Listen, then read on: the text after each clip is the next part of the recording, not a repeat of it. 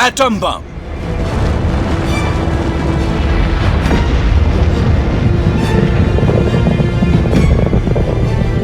धरती के महाविनाश का हथियार।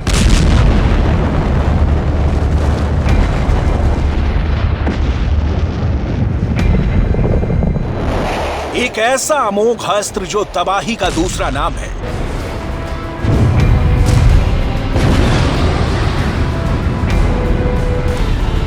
इसके इस्तेमाल की आशंका बड़े बड़े देशों को डरा देती है।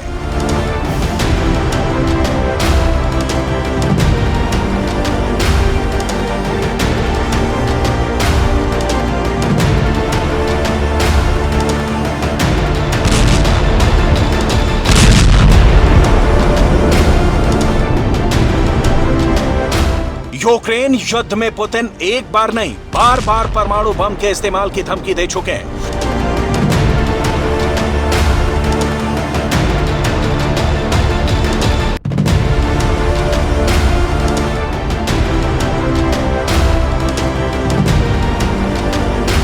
परमाणु बम की आग पूरी पृथ्वी को खाक में बदल सकती है। अब अगर एक भी न्यूक्लियर बम फटा तो दुनिया की तस्वीर बिल्कुल बदल जाएगी।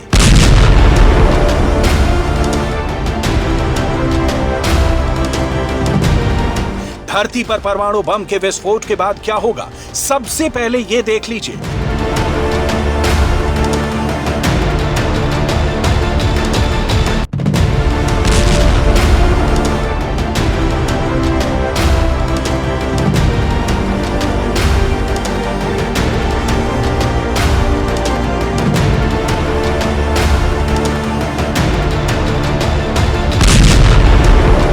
यही वजह है कि यूक्रेन युद्ध में परमाणु बम के इस्तेमाल की आशंका पर जर्मनी के चांसलर ओलाफ स्कोल्स ने बहुत बड़ा बयान दिया है। उनका कहना है कि यूक्रेन युद्ध में न्यूक्लियर बम के इस्तेमाल का सवाल ही नहीं उठता।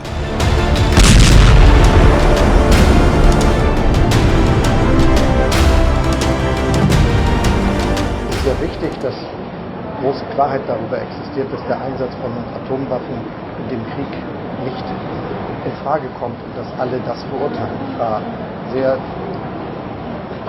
zufrieden, dass es möglich war, diese Sachen zu erklären, als ich mich in Peking mit dem chinesischen Präsidenten getroffen habe. Es ist sehr gut, dass jetzt auch darüber gesprochen wurde bei dem Treffen des amerikanischen Präsidenten mit dem chinesischen Präsidenten und dass auch die beiden erneut diese Klarheit entwickelt haben, dass der Einsatz von Atomwaffen ausgeschlossen sein soll.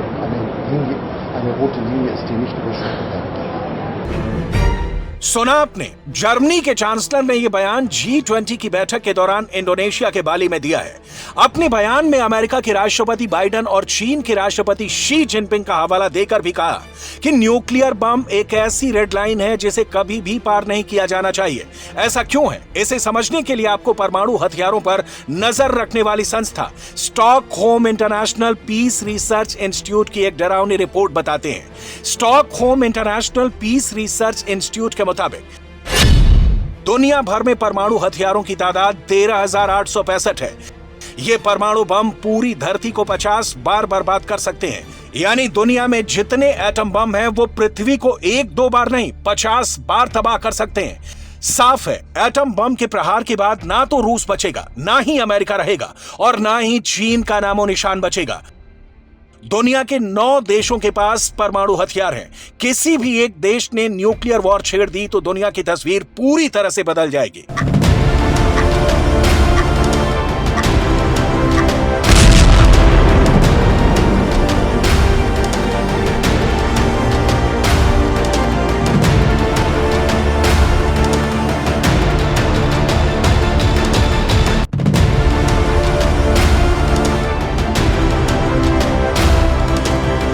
परमाणु बम दुनिया के जिस हिस्से पर गिरेगा वो वीरान हो जाएगा। वहां की धरती बंजर हो जाएगी, आसमान काला हो जाएगा, सूरज की किरणें धरती पर नहीं पहुंच पाएंगी। यही वजह है कि अमेरिका ने तनातनी छोड़ रूस के साथ फिर से न्यूक्लियर टॉक करनी शुरू कर दी है।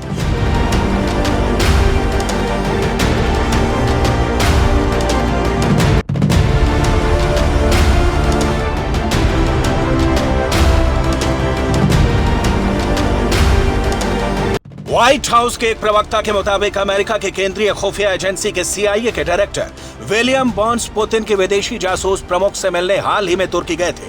वहां उन्होंने पुतिन के विदेशी जासूस के प्रमुख से मिलकर परमाणु युद्ध की आशंका पर बहुत ही सख्त चेतावनी दी है। CIA के डायरेक्टर विलियम बर्न्स की सीक्रेट मीटिंग इसलिए भी बहुत खास थी क्योंकि पुतिन क्या करने वाले हैं, वो क्या सोच रहे हैं, परमाणु विशेषज्ञों के लिए जानना मुश्किल है। पुतिन के मन में क्या है, ये कोई नहीं जानता। क्रेमलिन पर कड़ी नजर रखने वाली अमेरिका की सीक्रेट सर्विस भी बेचैनी में है। पुख्ता तौर पर नहीं कहा जा सकता कि पुतिन परमाणु युद्ध पर क्या फैसला लेने वाले हैं।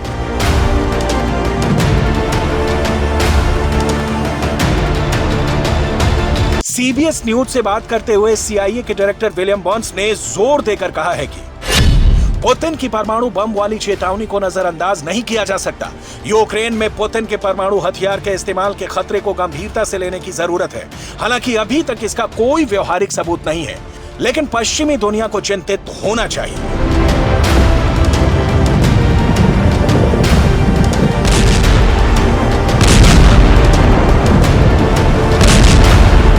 अगर पुतिन यूक्रेन पर परमाणु हमला करते हैं तो यह जंग कीव और मॉस्को तक ही सीमित नहीं रहेगी। परमाणु हमले की आंच NATO देशों तक भी पहुंचेगी। परमाणु हमले के जवाब में NATO को एक्शन में आना होगा। ऐसे में परमाणु युद्ध में कूदना अमेरिका की मजबूरी बन जाएगी। यही वजह है कि इस परमाणु टकराव को रोकने के लिए अमेरिका अलर्ट मोड में आ गया है।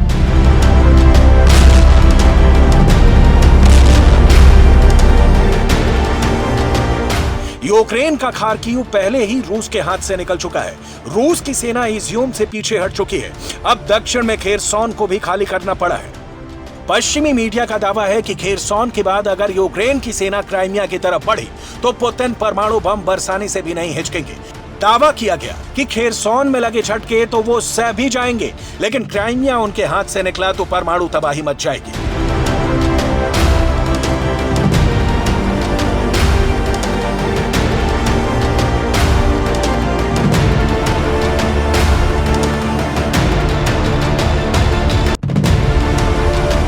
पूरी दुनिया वाकिफ है कि पुतिन के शस्त्रागार में सबसे अधिक परमाणु हथियार है।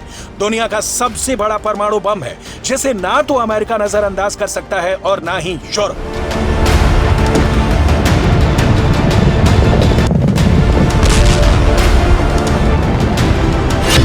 लेकिन राहत की बात यह है कि अमेरिका का दावा है कि पुतिन जब परमाणु हमले का आदेश देंगे और रूस की न्यूक्लियर फोर्स एक्शन में आएगी, उस वक्त रूस में हो रहे न्यूक्लियर अटैक की हलचल की जानकारी अमेरिका को मिल जाएगी, क्योंकि अमेरिका के स्पेशल सैटेलाइट का फोकस रूस की सैन्य गतिविधियों पर होगा और रूस के न्यूक्लियर हथियार जब स्टोर साइट से लॉन्च साइट पर ले जाए जाएंगे, उस वक्त अमेरिका को पता चल जाएगा कि रूस परमाणु हमला करने जा रहा है।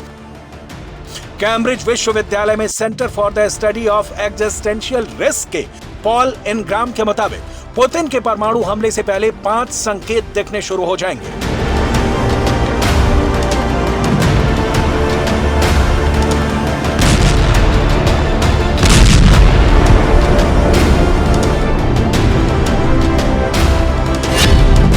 पहला संकेत, रूस साइबर अटैक करेगा। दूसरा संकेत, पुतिन के परमाणु हमलों की चेतावनी और बढ़ जाएगी। तीसरा संकेत, रूस के परमाणु मिसाइल बंकरों में आवाजाही बढ़ जाएगी। और चौथा संकेत, रूस की न्यूक्लियर फोर्स मोर्चा संभाल लेगी।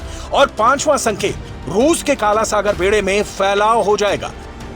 यानी पुतिन अगर परमाणु युद्ध का फैसला लेते हैं तो ये 5 संकेत देखने शुरू हो जाएंगे।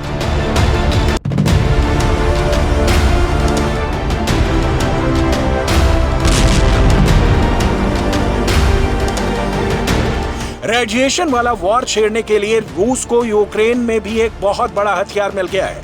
ज़पोरिज़िया में रूस के विलय के बाद पुतिन को बैठे बिठाए एक ऐसा न्यूक्लियर हथियार मिल गया है जिसके बूते रूस यूक्रेन में ना बम चलेगा, ना मिसाइल बरसेगी, ना ही टैंक गरजेगा, ना फाइटर जेट बारूद बरसाएंगे, फिर भी आधे यूक्रेन में हाहाकार मच जाएगा।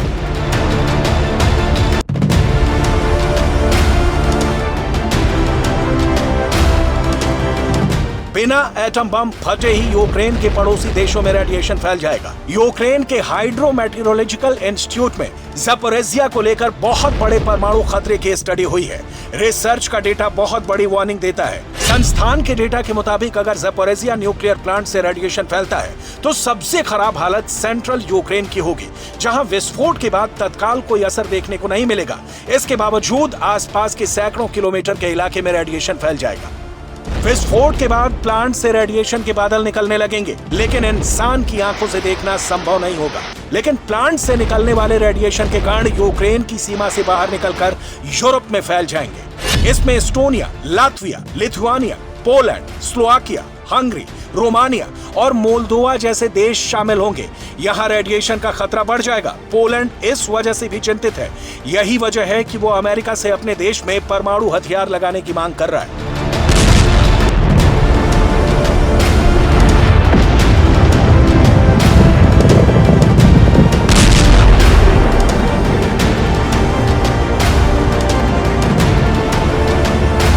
पोलैंड और उसके कई पड़ोसी देश नेटो के सदस्य हैं। ऐसे में अगर यहाँ रेडिएशन फैला तो युद्ध रूस वर्सेस नेटो में भी बदल सकता है, जो यूक्रेन युद्ध से कई गुना ज्यादा खतरनाक होगा। और युद्ध अगर परमाणु युद्ध में बदल गया तो यूरोप में मौजूद अमेरिका के सभी न्यूक्लियर बेस पर एटमी सायरन बज जाएगा। अमेरिका ने बेल्जियम, जर्मनी, नीदरलैंड्स, इटली और तुर्की में 150 परमाणु बम तैनात कर रखे हैं। इटली के एवियानो और घेडी हवाई अड्डों पर सबसे ज्यादा 70 परमाणु बम है। बेल्जियम के क्लेन ब्रोगेल एयरबेस पर 20 परमाणु बम तैनात हैं। जर्मनी के बुचेल एयरबेस पर भी अमेरिका ने अपने 20 परमाणु बम रखे हुए हैं। नीदरलैंड में वोल्केल एयरबेस पर 20 परमाणु बम और तुर्की के एर्सलेक हवाई अड्डे पर 50 बम रखे हुए हैं।